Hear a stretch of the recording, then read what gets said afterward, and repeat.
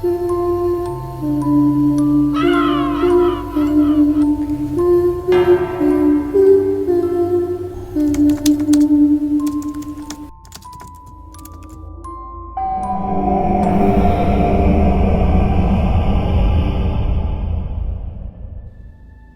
po siguro sa ikinakatakot na mangyari ng isang tao ay yung maisip niya na tatanda siya at wala nang mag-aalaga sa kanya. Nakakalungkot lang na halos karamihan sa mga matatanda ay nakakalimutan na ng kanilang mga anak at pamilya. Saksi po ako sa ganitong pangyayari, Mystery. Ako nga po pala si Judith. Isa po akong nurse, ngunit hindi pinalad na makapasa sa board exam. Ang kwento pong aking ilalahad ay tungkol sa pinasukan kong pinaglalagakan ng mga matandang hindi na maalagaan ng kanilang pamilya at yung iba naman ay nag-iisa na lamang sa buhay. At ito po ang aking kwentong kababalaghan. Isang araw, nakatanggap ako ng isang tawag mula sa aking naging schoolmate sa nursing. Hello, Debbie? Napatawag ka? Hello, Judith. Kumusta ka na? Eto, naghahanap pa din ng pwedeng ma-sidelinean eh. Ikaw ba? Bala ko na kasing magtrabaho abroad. Gusto mo ba ng racket? Oh, talaga? Wow, buti ka pa. Congrats ha. Anong racket naman yan? May nakita kasi si mama na hiring ng private nurse sa isang facility. Talaga? Kaso, alam mo naman, baka hindi ako matanggap, Debbie eh. Parehas po kasi kaming nag-take ng board exam ni Debbie. At sa aming dalawa, ay si Debbie lang ang pinalad na makapasa. Kaya naman po simula nung panahon na yun, ay nahirapan na akong maghanap ng maaaring pasukan. Paalis na din kasi ako, kaya sinabihan kita. Baka gusto mo din? Sige, gusto kong subukan yan. Kailangan ko kasi ng trabaho. Mag-iipon ako para sa next board exam. Mabuti naman. May tiwala ako sa'yo. Makakapasa ka dito. At makakapasa ka din sa susunod na board exam. Salamat talaga. O basta hingin ko na lang sa'yo yung mga details. Ingat ka sa pag-abroad mo. Pagkatapos naming mag-usap, Mystery, ay finorward niya na sa akin yung address ng nasabing private facility. Ilang araw din po muna yung inantay ko bago ako magkalakas ng loob na mag-apply doon. Nabalitaan ko din kasing nakaalis na si Debbie ng bansa, kaya sinabi ko sa sarili ko na kailangan kong mag-apply rito at makapasa. Dahil mag-iipon ako para naman makapasa ako sa susunod na board exam. May kalayuan yung sinasabi ni Debbie na pag-a-applyan. Nakailang sakay ako ng jeep at tricycle para mapuntahan ko yung lugar. Nang makarating ako doon ay namangha ako sa sobrang lawak ng lupain. Isang napakalaking gate ang bumungad sa akin. Parang pangpalasyo na ang disenyo ng gate nila. Isang gwardiya naman ang lumabas mula sa guardhouse at lumapit ito sa akin. Sino ang hanap mo, miss? May nagsabi po kasi sa akin na hiring daw po ng private nurse dito. Sino namang nagsabi sa'yo nun? Si Ate Marites po. Pangalan po iyon ng nanay ni Debbie, Mystery. Si Ate Marites pala. Hindi kasi pinagsasabi ng may-ari yung hiring nila rito, maliban lang sa mga pinagkakatiwalaan niya. Ganun po ba? Tanong ko lang po, Manong, may nakuha na po ba? Wala pa naman. Halika na, pasok ka rito. Binuksan ni Manong Guard ang maliit na pintuan doon sa gate. Pagpasok ko ay napakalaking bakanteng lupa. Parang nasa Malapalasyo kung iisipin, Mystery. May iilang punong malalaki at mga maliliit na sibol ng mga damo na halatang may nag-aalaga rito. Pinaupo ako saglit ni Manong Guard sa may gilid ng kanyang guardhouse. Hintayin na lang natin saglit si Ma'am Trinidad. Parating na rin yun. Sige po, siya po ba yung head doctor? Hindi, siya yung may-ari ng lugar na to. Ganun po ba? Tanong ko lang po, matagal na po ba kayo rito? Bago lang din ako, kakaumpisa ko lang. Pinalitan ko yung umalis daw na gwardya. Bago rin po pala kayo. Taga saan po kayo niyan? Taga Bicol pa ako. Pinasok lang din ako ng kakilala ko. Malaki kasi ang sahod, tapos stay in pa. At ang maganda pa ron hindi ako under ng agency. Wow, talaga po? So dito ho kayo nakatira? Hindi. Sa labas ako nakatira. Bali, pagmamay-ari din ni Ma'am Trinidad. Oh, ayan na pala siya. Biglang dumating na ang isang magarang kotse at agad na pinagbuksan ito ng guard. Sa itsura pa lang ng sasakyan Mystery ay napaghahalatang mayaman ito. Sabi ko na lang sa sarili ko, malaki siguro ang kinikita nitong facility o kung ano man itong papasukan ko. Pagpasok ng sasakyan sa loob ay binaba nito ang salamin ng sasakyan. Good morning po, ma'am. Magandang umaga din sa'yo, Manong. Sino siya? Sabay turo nito sa akin na halos tignan ako mula ulo hanggang paa. Siya daw po yung sinabihan ni Ate Marites. Mag-a-apply po ata bilang nurse. Ganun ba? Sige, pasakayin mo na dito sa loob ng sasakyan. Pasok ka na daw dito, sabi ni ma'am. Nagmamadali naman akong tumayo at sumakay ako sa may likuran ng sasakyan. Dalawa lamang po sila doon, isang driver at si Ma'am Trinidad. Maputi po ito at parang hindi nasisinaga ng araw.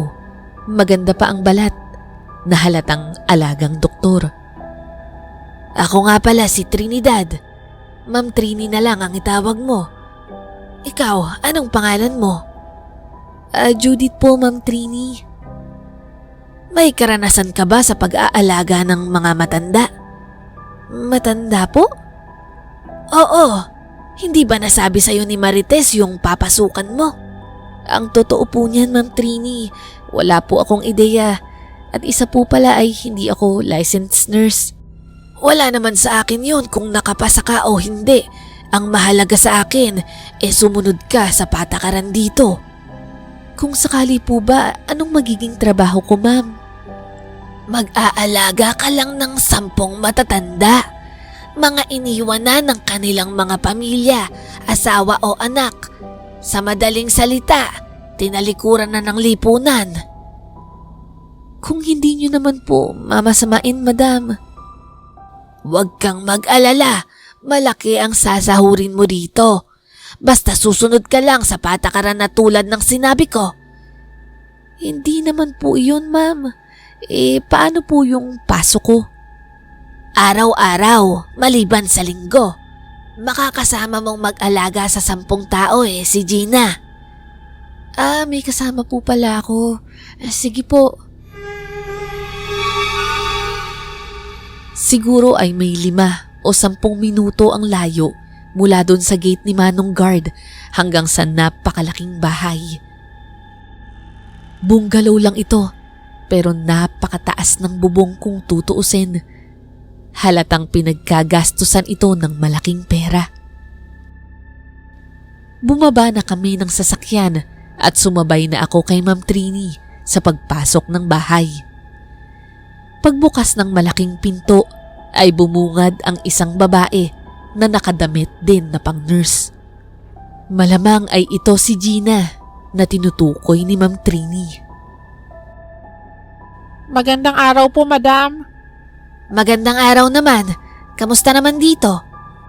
Okay naman po. Sadyang makukulit lang po talaga yung iba. Hayaan mo na. Baka pagtanda mo, maging ganyan ka din.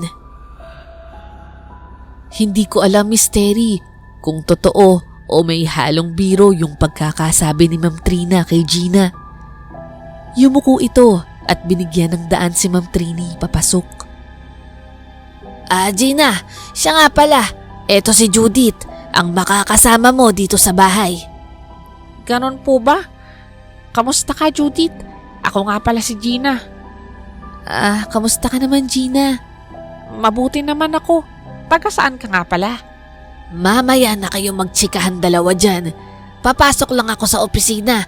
At ikaw, Gina, sabihin mo lahat ng mga patakaran dito kay Judith. Opo, ma'am.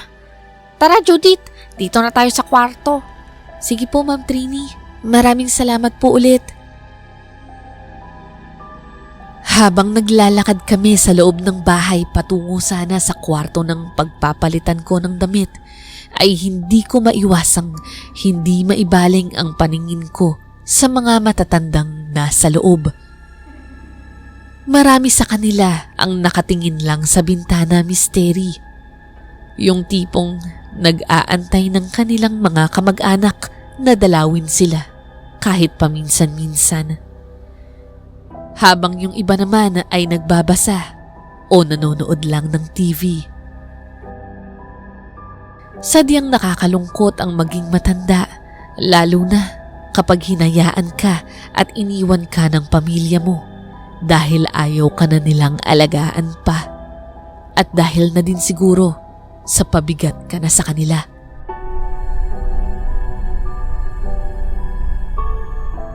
Bigla na lang pong tumulo ang aking luha nang hindi ko namamalayan. At hindi ko ito naitago kay Gina. Oh, bakit naman umiiyak ka? Ay wala naman. Naging emosyonal lang siguro ako nung nakita ko yung mga matatanda. Bakit? May naalala ka ba? Hindi naman sa ganon. Kasi parang iniwan na lang sila rito. May dumadalaw pa ba sa kanila? Simula nang pumasok ako dito, walang dumalaw ni isa sa pamilya nila. Nakakalungkot nga talaga. Di ba 10 sila dito? Bakit parang 9 lang yung bilang ko? Yung isa kasi doon, nandun siya sa Ward 316. Ganun ba? Bakit naman siya nakahiwalay? Dala na din siguro ng katandaan niya kaya ganun. Marami siyang sinasabi na nagiging dahilan ng pag-iingay ng mga kasama niya rito. Kaya minabuti pang ihiwalay na lang siya. Ang totoo niyan, misteri.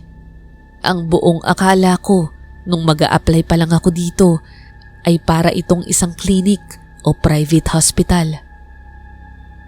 Hindi ko inakala na para pala itong home for the aged. Nadaanan namin yung sinasabi ni Gina na Ward 316. Kwarto ito na may malaking salamin na halos kita mo na ang buong loob nito. Yung pinto naman ay may maliit na screen para kung sakaling kakausapin mo siya ay dito kayo magkakarinigan.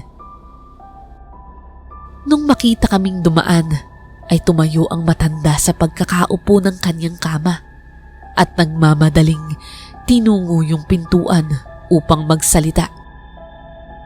Gina! Gina! Sino siya? Siya po ang bagong mag-aalaga sa inyo. Ganun ba? Baka pwede mo naman akong palabasin dito. Tatay Sebio, tumigil na po kayo. Sige na, Gina. Ay, ikaw, Iha. Kausapin mo nga si Gina na palabasin niya ako rito. Pero baka saktan niyo lang po yung mga kasama niyo dito. Naniniwala ka naman sa mga sinasabi nila na masama ako. Ay nako, tara na Judith at hindi ka tatantanan yan. Sige po maiwan ko na po kayo. Sandali lang, Iha. May sasabihin ako sa'yo. Hindi na ako nakasagot pa kay Tatang Sebio dahil hinatak na ako ni Gina at sinabing wag ko na lang pansinin ito. Ipinakita sa akin ni Gina yung kwarto kung saan pwede kaming magsiesta kapag napakain na namin yung mga alaga namin. Kung gusto daw naming umidlip o manood ng TV ay pwede rin naman kung meron kaming panahon. Doon lang daw kami pwedeng kumain at hindi kami pwedeng makihalubilo sa mga matatanda dahil yon ang unang-unang patakaran ni Ma'am Trinidad. Bawal na bawal kaming makikipag-usap o makipagkwentuhan sa kanila. Tanging magpakain at magpainom lang ng gamot ang trabaho namin. Paminsan-minsan ay lilinisin namin yung mga pero bihira lang daw yun dahil halos lahat daw sila ay malinis sa katawan at kaya namang maligong mag-isa kaya hindi na namin dapat pang problemahin yun.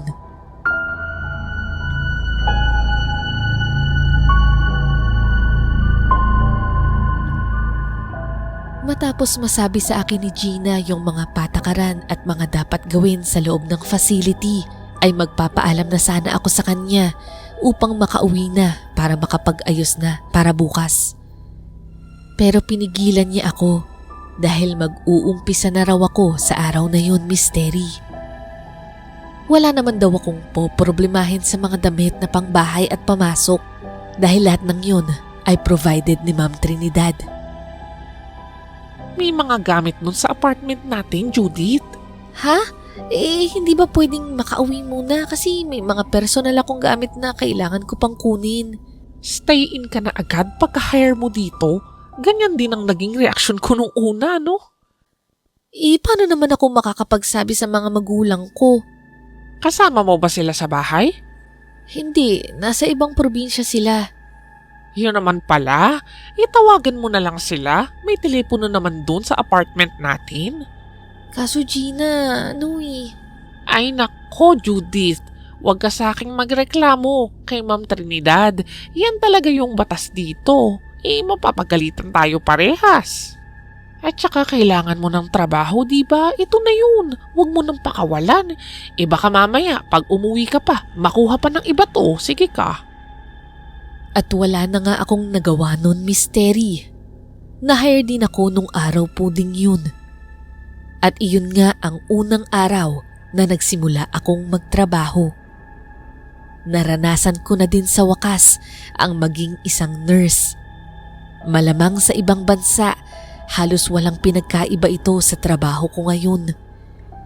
Para bang nakaramdam ako ng sipag sa katawan para pagbutihin ko ang trabaho ko. Sabay naming pinapakain yung mga matatanda. Si Gina na din yung nagluluto at naghuhugas. Ako naman sa paglilinis ng kanilang mga kalat. Paminsan-minsan din ay nakikinood na lang ako ng TV sa kanila. Pero minsan, nakakaramdam talaga ako ng awa para sa kanila, Miss Terry. Hanggang sa napadaan ako sa Ward 316. Doon ay nakita ko si Tatay Sebio na nakasilip sa bintana na tila ba may inaabangan na dumating. Habang tinititigan ko siya, naisip ko na nagbabaka sakali pa siguro siya na may dadalaw pa sa kanyang mga kamag-anak dito. Napakabigat siguro sa pakiramdam nila yung feeling na wala nang nagmamahal sa iyo na pamilya o nakakaalala man lamang. Mabuti na lang din at may ganitong institusyon para may mapaglagakan sa mga matatandang katulad nila. Maya-maya ay may narinig akong isang sasakyan ang dumating.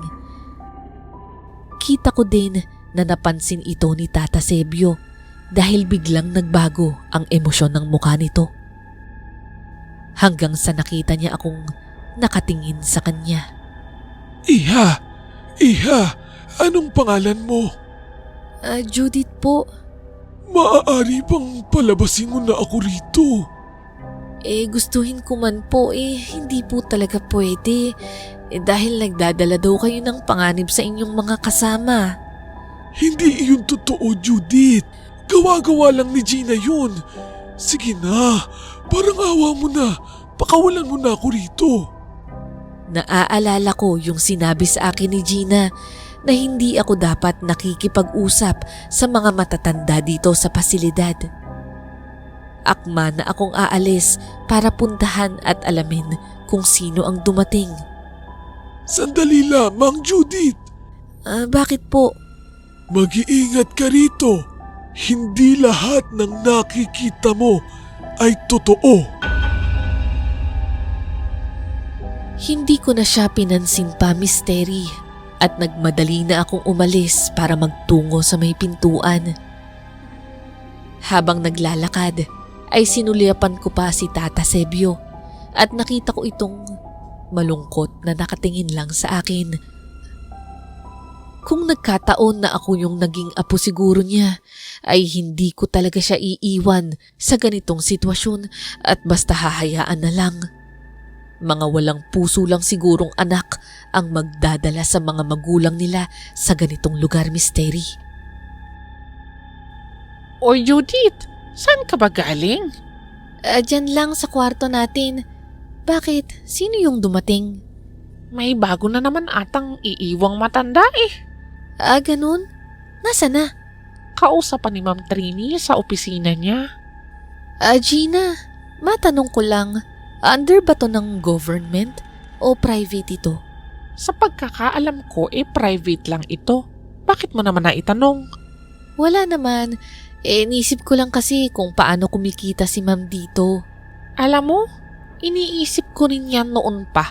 Kasi parang hindi naman nagbabayad yung mga pamilya na nagdadala dito eh. Hindi kaya mayaman lang talaga si Ma'am Trini o merong mga ibang negosyo? Siguro wala na siyang paglagyan ng kayamanan niya. Kita mo naman ang laki-laki nitong lugar na to. Ilang saglit pa ay lumabas na nga yung mga tao mula sa opisina ni Ma'am Trini. At doon ay isang matandang lalaki at isang may gulang na din na lalaki ang lumabas. Malamang ay mag-ama ito. Nasaksihan ko habang nagpapaalam yung lalaki doon sa matanda. Hindi ko kinaya yung tagpong yun, Mystery, dahil naiiyak talaga ako. Dahil yung matandang lalaki ay ayaw talagang magpaiwan sa kanyang anak.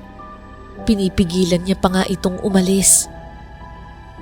Hanggang sa tinawag kami ni Ma'am Trini at parang sinesenyasan niya na alalayan na yung matanda papasok. Nagmadali naman kaming sumunod. Pinaupo namin ito sa sala kasama ang ibang matatanda.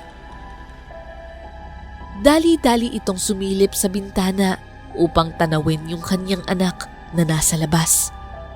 Sa punto pong yun ay hindi na kinaya ng mata ko, Mystery. Tumalikod ako at tuluyang naluha. Nakita rin ito ni Gina, kaya kinausap niya ako. Alam mo Judith, dapat hindi ka nagpapakita ng emosyon dito para sa kanila. Hindi ko talaga mapigilan, Gina. At saka, bakit naman? Wala ka bang magulang? Hindi ka ba nakakaramdam ng awa para sa kanila? Hindi naman sa ganun, pero araw-araw kang makakakita ng ganyan. Alam mo Judith, masasanay ka rin. Narinig naming sumigaw si Ma'am Trini mula sa labas at tinatawag niya kami. Nagmadali naman kaming lumabas upang sumunod sa kanya. Yun pala ay para kausapin kaming dalawa at para magpaalam na sa taong nagdala ng matanda sa loob. Mag-iingat po kayo, Mr. Cruz. Pakiingatan niyo po sana ang tatay ko. Makakasiguro ho kayo na aalagaan namin siyang mabuti. Marami po ulit salamat sa pagtitiwala. Sige, mauna na ho ako, ma'am. Teka, Mr. Cruz, dito po sa likod ang daan. Tanging papasok lamang po iyan. Ganun po ba?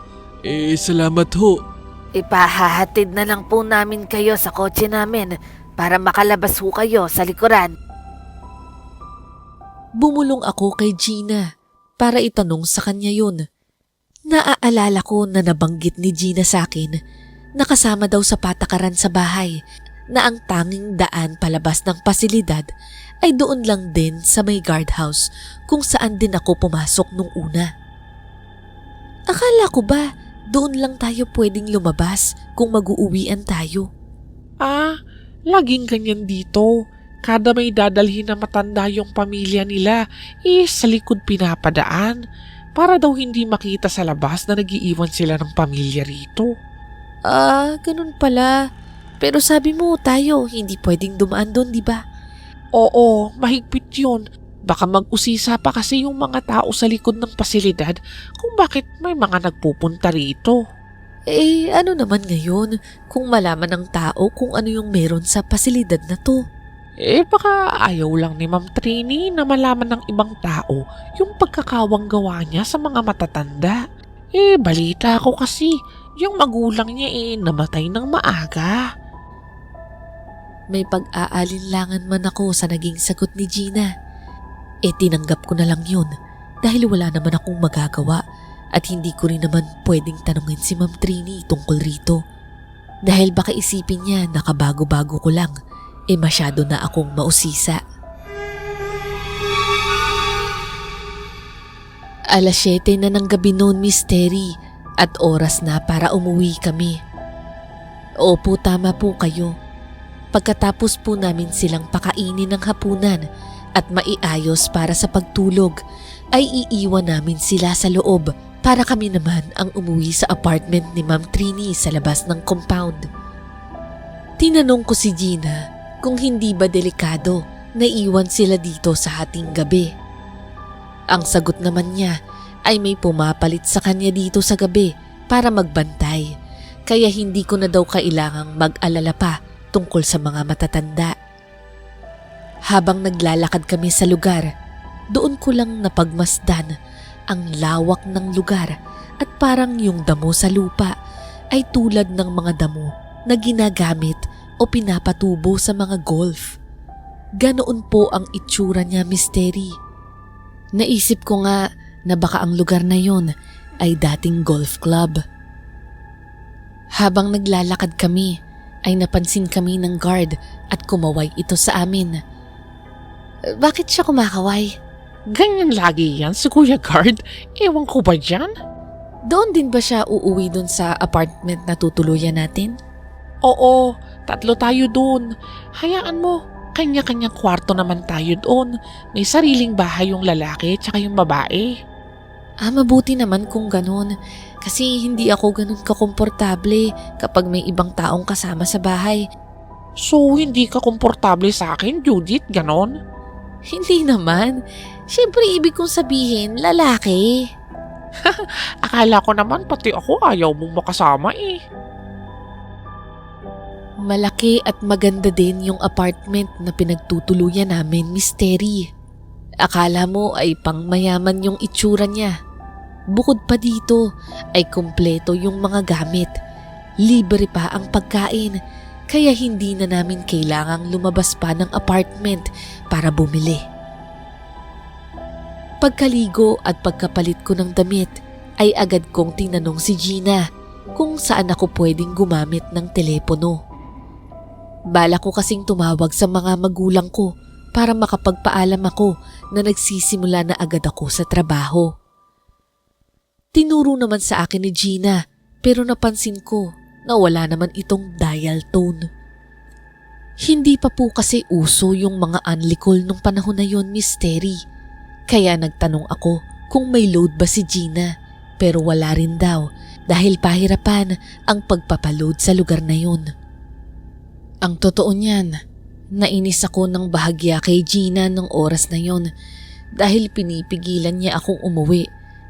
Ang sabi niya, meron daw sa apartment na telepono para makontak ko yung mga magulang ko pero wala naman palang dial tone. Wala din kasi akong load nung time na yon dahil kapos din ako sa panggastos at hindi ko talaga afford na mag-load nung panahon na yon. Pasensya ka na, Judith. Hindi ko naman alam na wala palang dial tone. Hayaan mo, makikisuyo ako bukas kay Kuya Guard para magpa-load siya bukas. Alam mo, ang iniisip ko lang naman, baka nag-aalala yung magulang ko. Oo, alam ko naman yun. Basta, bukas na bukas, magpapaload tayo makikisuyo tayo. Hindi na ako umimik pa sa kanya nun at hinayaan ko na lang siya. Parang hindi na ako naniniwala sa mga sinasabi ni Gina sa akin. May kataasan yung apartment namin. May 4 na palapag po ito at kami yung nasa itaas. Kita mula sa bintana namin yung pasilidad kung saan kami nagtatrabaho. Nakita kong may nakabukas pang ilaw dito. Senyales na may ibang pumapasok ng gabing yun. Sila siguro yung tinutukoy ni Gina na nakashift ng gabi. Sila daw yung nakatira sa ibaba ng apartment na ito at yung kapalitan namin sa facility. Kinabukasan, pagpasok namin ay napansin kong siyam pa din yung matanda na nasa loob. Kaya natakot ako na baka may nakalabas na iba dahil alam kong may nadagdag sa kanila. So dapat ay 11 sila kasama si Tatay Sebio sa ward. Agad kong tinawag si Gina upang sabihin sa kanya yung nangyari. Umimik lang ito sa akin at sinabing kinuha na daw yung isang matanda ng kanyang pamilya. Yun daw ang sabi sa kanya ni Ma'am Trini. Hiniram daw ito para sana sa kaarawan ng kanyang anak. Nakahinga naman ako ng maluwag. Ang buong akala ko po kasi ay may nakalabas at malalagot kami kung nangyari iyon. Nagpaalam ako kay Gina na magkakape lang ako sa pantry at kung gusto niya ay gagawan ko din siya. Pero tumanggi lang ito at umalis din dahil may lilinisin pa daw siyang dumi ng isang matanda sa banyo. Ilang araw ang lumipas noon, Miss Terry, at naging normal at maayos din ang lahat. Natawagan ko na din ang aking pamilya at ang mga magulang ko. Nagpasalamat sila at nagkaroon na rin daw ako ng trabaho. Nag-uumpisa na akong maging komportable sa mga ginagawa ko sa loob. Nagiging masaya na din ako sa pag-aalaga sa mga matatanda at bilang katrabaho si Gina. Buti na lang at napakadaldal nito, hindi na uubusan ng kwento kapag kaming dalawa lang ang magkasama. Kaya naman nalilibang na rin ako ng husto kahit na kami lang naman dalawa ang laging nag-uusap. Hanggang sa isang araw, nadaan ulit ako kay Tata Sebio at nakita kong para bang nag-aabang talaga siya sa akin. Judith! Judith ang pangalan mo, di ba? Opo, Tatay. Ano po yun? Judith, makikiusap ulit ako sa iyo. Pakawalan mo na kasi ako dito kung pwede lang. Kakausapin ko po si Gina kung pwede. Wala na yung isang matanda, di ba? Opo, hiniram lang daw po sandali. Hindi totoo yun, Iha. Inilapit nito ang bibig sa screen ng pinto at bumulong. Ang totoo niyan, patay na siya. Nagulat ako at napaatras sa mga sinabi ng matanda. Ho? Ano hong sinasabi niyo? Totoo ang sinabi ko sa iyo, Iha. Kaya palabasin mo na ako dahil baka ako na yung isunod nila. Akala ko ho maayos na yung pag-iisip niyo, Tay. Pero baka nga po tama si Gina. Nagdudulot lang kayo ng takot sa iba niyong mga kasamang matanda. Kaya ho kayo nailagay rito. Totoo yung sinasabi ko, Judith. Nakita ko kagabi na kinuha nila sa kwarto yung isa at dala-dala nila. Dala nga po nila dahil sinundo ng pamilya. Makinig ka. Wala ng pamilya ang matandang yun, Iha. Alam ko yun dahil sabay kaming lumaki at kababata ko siya. Sa mga oras na yun, Miss Terry, ay hindi ko na alam ang sasabihin o isasagot ko sa matanda. Ay, sige ho, maiwan ko na po kayo.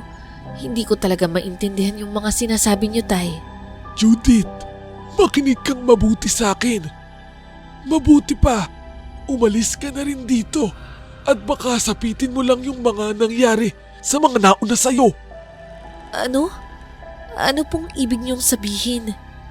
Marami nang namasukan ditong tulad mo. Pero ilang araw o ilang linggo lang sila tapos mapapalitan din agad. Hindi ko na matiis pa yung mga sinasabi sa akin ni Tatay Sebio. Natatakot ako na hindi ko maintindihan. Kaya agad ko na siyang iniwan at agad akong nagtungo sa pantry. Nanginginig yung kamay ko. Hindi ko alam kung paniniwalaan ko ba yung mga sinabi sa akin ni Tatay Sebio. Doon ay naalala ko yung mga sinabi nila Gina at nung guard nung unang araw ko dito sa pasilidad. Bago lang ako dito at umalis daw bigla yung pinalitan ko. Bago lang ako. Buti na lang may kasama na ako rito. Paano kung totoo yung mga sinasabi ni Tatay Sebio? Ewan ko ba, Misteri. Gulong-gulo ako ng panahon na yun. Sumapit na yung gabi at oras na para kami ay bumalik na sa aming apartment. Inayos na namin yung mga higaan ng mga matatanda. Saglit kong sinuliyapan si Tata Sebio sa kanyang ward. Nakasilip lamang ito sa may bintana niya at walang imik. Nang makarating kami ng apartment, ay nagpaalam sa akin si Gina na babalik daw siya sa pinapasukan namin. Ay, Judith, babalik lang ako sandali Ang akala ko ba, bawal na tayong pumunta doon kapag gabi? Basta, magpapaalam muna ako sa guard na nakaposte dun sa gate. Bakit pa kasi hindi ka mapakali? Yung cellphone ko kasi, naiwan ko doon sa kwarto natin. Ano ka ba? Di balikan mo na lang bukas. Nando naman yun, hindi naman yun mawawala. Ay naku, hindi ako makakatulog nang hindi ko katabi yung cellphone ko. Alam mo naman na nakikinig ako ng radyo paggabi, diba? Pampatulog ko yun. Basta, wag mong isara yung pinto Gusto mo ba samahan kita? Naku, wag na. Baka dalawa pa tayong mapagalitan. Tsaka magbantay ka na lang dyan. O sige, mag-iingat ka ha. May sasabihin sana ako sa'yo tungkol kay Tata Sebio. Sige, pagbalik ko ikwento mo. Alis na muna ako Ang hindi ko po alam, Misteri, ay yun na pala ang huling pagkikita namin ni Gina. Inabangan ko siya magdamag nung gabing yun, pero hindi na ito bumalik. Pagkapasok ko kinabukasan, ay kinausap ako ni Ma'am Trini. Ang sabi niya, pinaalis niya na daw si Gina dahil lumabag ito sa mga patakaran niya. Kaya naman tinanong niya ako kung makakaya ko ba ang mga gawain dito sa loob kung ako na lang muna mag-isa. Sa isip-isip ko lang ay may choice pa ba ako kung tumanggi ako. Nakakalungkot man ay tinanggap ko na lamang po ito. Kung kailan naging close na kami ni Gina, ay saka pa siya natanggal sa trabaho. Kaya nung araw na yun, ay buong araw na ako lamang ang gumawa ng lahat ng mga trabaho, kaya sobra ang pagod ko nun. Mag-aalas 7 na ng gabi noon at papunta na ako sa kwarto namin para kunin ang aking mga gamit nang tawagin ako ni Tata Sebio sa kanyang ward. Judith, iha! Halika rito! Bakit po, Tatay Sebio? May kailangan pa po ba kayo? Wala na si Gina, hindi ba? Oho, tinanggal ho siya kagabi nang mahuling bumalik dito. Yun ba ang sabi sa'yo? Oho, yun po ang sabi ni Ma'am Trini. Sinungaling talaga ang babae na yan. Patay na si Gina, Judith! Patay na! Sadya akong nabigla at nanlaki ang mga mata sa narinig ko kay Tata Sebio. Naku tatay, wag naman po kayong ganyan. Pagod po ako at isa pa, buhay pa yung tao. Maniwala ka naman sa akin, Judith. Pinatay nila si Gina. Sino ho bang sila yung tinutukoy nyo? Mga aswang, Judith. Aswang! Alam nyo tatay, lumalala na po talaga yung pag-iisip nyo. Mabuti pa, magpahinga na po kayo at magagabi na po. Maniwala ka naman sa akin, Judith. Tumakas ka na rin dito. Hindi lang ako ang nanganganib dito, pati ikaw. Aaminin ko po, Misteri. May parte sa akin na gusto kong maniwala sa mga sinasabi ni Tatay Sebio. Marami rin kasi akong ipinagtataka sa pasilidad na to. Ngunit dahil na din siguro sa pagod ko, ay hindi ko na masyadong inisip pa yun at dahil alam kong nag-e-edad na din ito. Pagkapasok ko sa kwarto upang magpalit ng damit para makauwi na, ay saglit akong naupo upang magpahinga. Nang mapadilat ako at tingnan ko ang aking cellphone, ay pasado 9:00 na pala ng gabi. Kaya naman natakot ako dahil baka may makakita sa akin dito at pati ako ay matanggal din. Kaya nagmadali akong kinuha yung mga gamit ko para makaalis na agad. Nung makita ako ni Tata Sebio ay biglang lumapit ito sa pinto. Anong ginagawa mo dito, Judith? Nakatulog po kasi ako. Ngayon pa lang ako uuwi. Magtago ka na! Nandito na yung mga aswang! Tata Sebio, pakiusap naman po, bukas na yan. Huwag naman po kayong manakot. Maniwala ka sa akin. Katulad mo, si Gina na ayaw maniwala sa akin. Kaya yun, nakuha siya. Ano po? Basta, magtago ka muna. Malapit na sila, bilisan mo. Hindi ko alam, Misteri, pero nakita ko na lang yung sarili ko na sumunod sa kanya. Pumasok ako sa cabinet ng mga walis at doon ako nagtago. Bahagya lang akong nag-iwan ng siwang sa pinto para makita ko yung tinutukoy ni Tatay Sebio. May dumating na 2 malaki at matangkad na lalaki.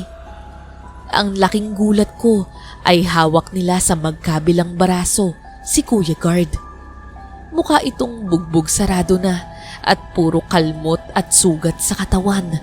Yung mga damit naman ito ay sira-sira na din, Misteri. Hinagis ng 2 lalaki si Kuya Guard sa lamesa at iniwan nila doon na walang malay. Sa punto pong yun ay natatakot na ako para sa sarili ko, Misteri. Naiinis ako sa sarili ko na bakit hindi ako agad naniwala sa sinasabi ni Tatay Sebio.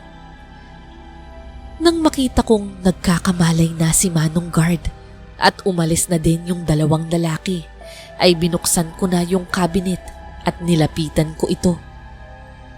Manong, ano pong nangyari? Ano pong ginawa nila sa inyo? Judith, tumakas ka na dito. Ano? Bakit po? Ano ho ba talagang nangyari? Inaantay kita sa labas ng gate kanina. Hindi ka pa lumalabas. Kaya nag-alala ako sa'yo, kaya binalikan kita dito. Diyos ko, bakit naman ganyan ang ginawa nila sa inyo? Sino po ba yung 2 lalaki? Tumakas ka na, Judith. Mga aswang yung mga tao rito. Sige na. Hindi na ako nagsayang pa ng pagkakataon. Nagpasalamat ako kay Manong Guard.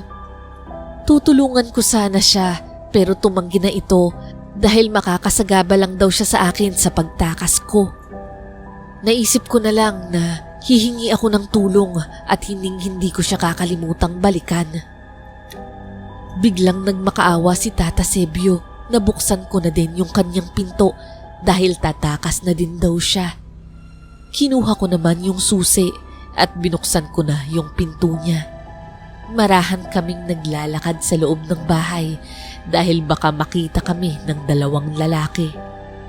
Nang biglang bumukas yung pinto sa opisina ni Ma'am Trini at lumakad ito palabas. Ma'am Trini, hindi ko na naituloy pa yung sasabihin ko dahil tinakpan ni Tata Sebio yung aking bibig. Nagpumiglas ako sa kanya para bitawan yung bibig ko. Ano ho bang ginagawa niyo? Ano ka ba? Hindi mapagkakatiwalaan si Trinidad. Aswang din siya, Judith. Ano? Parang nakatunog si Ma'am Trini na may nag-iingay, kaya tinawag niya sa labas yung 2 lalaki. Agad naman itong pumasok sa loob. Nung makakita kami ng tiyempo ni Tata Sebio na bukas ang pinto, ay mabilis kaming nagtungo rito para makalabas. Dahil sa pagkakaalam ko na sa likod ng daan ay maraming tao doon, tulad ng kwento sa akin ni Gina, ay doon kami tumakbo ni Tata Sebio. Naririnig namin yung mabilis na paghabol ng mga nilalang sa amin. Patuloy lang kami sa pagtakbo. Tinitingnan ko na si Tata Sebio at hingal na ito. Tumigil ito at nagpahinga. Nung akin siyang alalayan ay tinulak niya ako para makalayo na sa lugar. Hindi ko man ginusto ay iniwan ko si Tata Sebio at mabilis akong tumakbo palayo sa lugar. Kaiba sa daan sa harap, dito sa likod ay masukal at mapuno. Napahinto ako saglit. May naalala ako. Kung dito nagdadaan yung kotse na naghahatid pa uwi sa mga kamag-anak ng mga matatanda sa loob, paano makakaraan dito ang mga kotse? Napakasukal nito at wala namang madadaanan. May mga naririnig na akong alulong ng mga aso. Nagtago ako sa ilalim ng puno. Hindi sa kalayuan ay nakakita ako ng isang maliit na bahay. Doon ay pinuntahan ko ito at pumasok ako sa loob. Nagtago muna ako doon pansamantala. Sumilip ako sa maliit na butas mula sa loob. Nakita ko na hindi lang 2 lalaki ang sumusunod at naghahanap sa akin. Ngayon ay marami na sila at hindi na sila mga mukhang ordinaryong tao. Hindi nagtagal ay nakita kong hila-hila nila si Manong Guard at mukhang dito dadalhin sa loob ng maliit na bahay. Nagtago ako sa likod ng maliit na kabinet. Pagpasok ng 2 lalaki na bitbit si Manong Guard ay binuksan nila ang isa pang maliit na kwarto.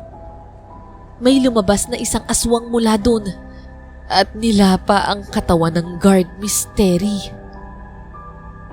Sa takot ko ay hindi ako makagalaw.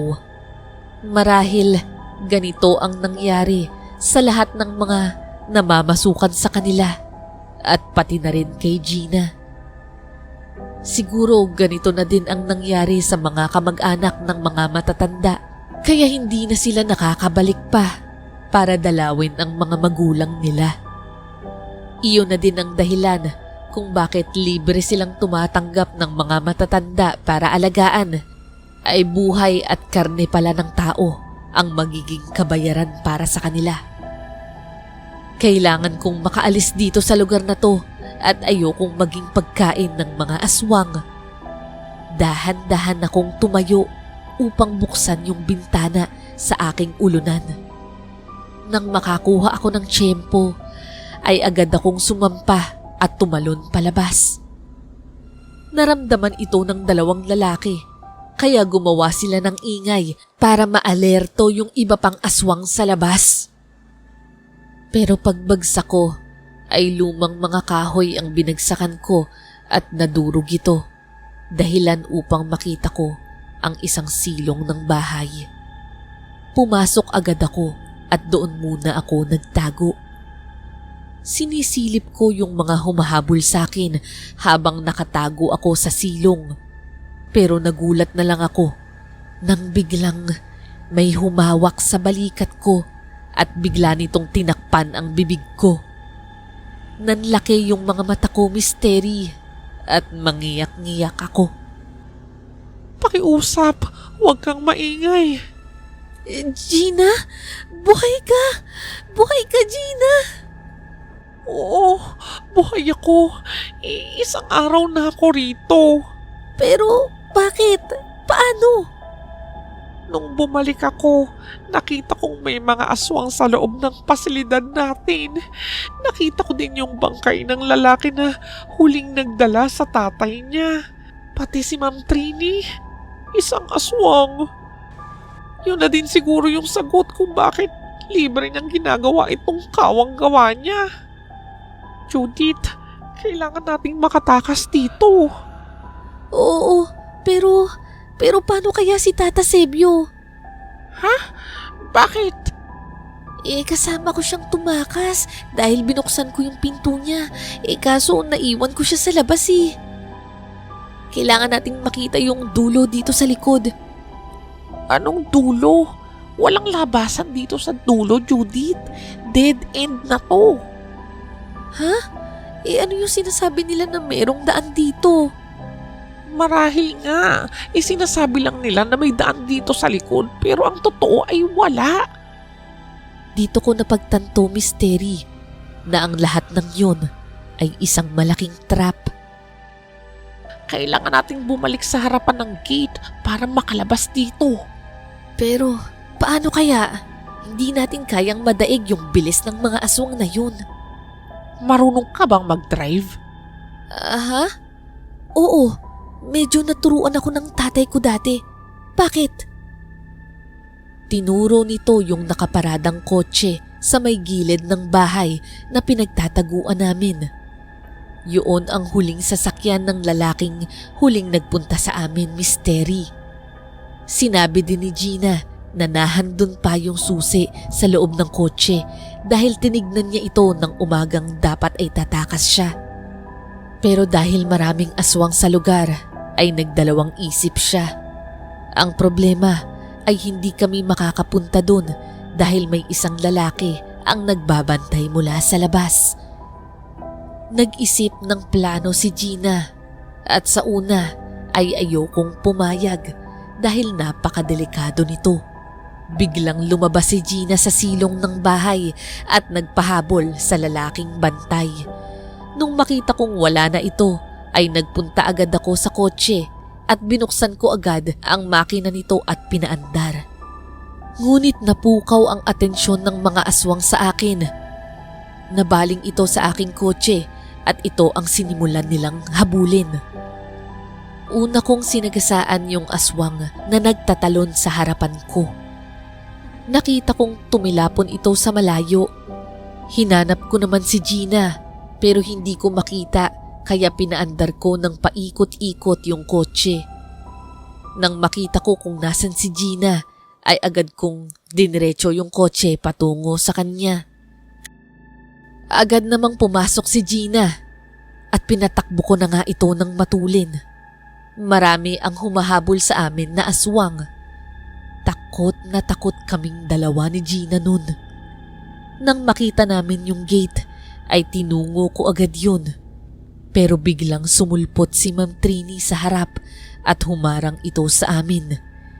Hihinto sana ako nang hinawakan ako ni Gina sa hita para diinan yung gas pedal.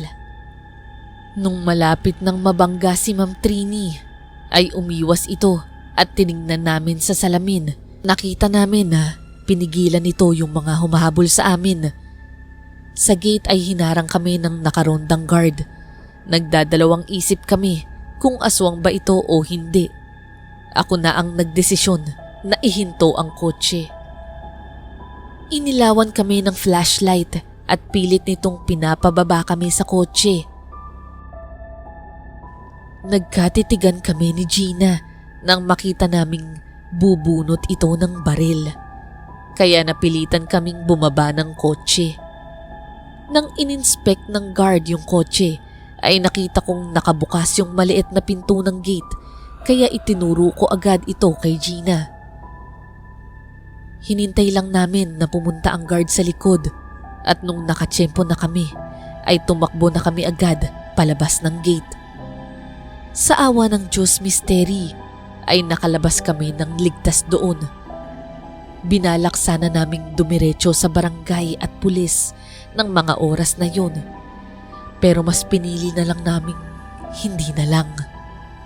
Dahil kaapelido ni Ma'am Trinidad yung barangay captain at hepe ng pulis sa lugar. Pagdating sa sakayan, ay nagyakap kaming dalawa ni Gina at nag-iyakan, Mystery. Nagpasalamat siya sa akin dahil sa pagkikita namin at nakaligtas din siya sa panganib. Pagkatapos nun, ay umuwi ako agad ng probinsya namin. Ang sabi sa akin ni Gina ay uuwi din ito ng kanilang bayan. Patungkol naman po kay Tata Sebio, ay sa kasamaang palad ay wala akong naging balita sa kanya. Hindi ko po alam kung siya ay nakaligtas o hindi. Pero magpasa hanggang ngayon ay ipinagdarasal ko na sana ay nakatakas siya sa mga nilalang na yun. Ilang taon po ang nakalipas pagkatapos ng pangyayaring iyon ay sumubok po ako ulit.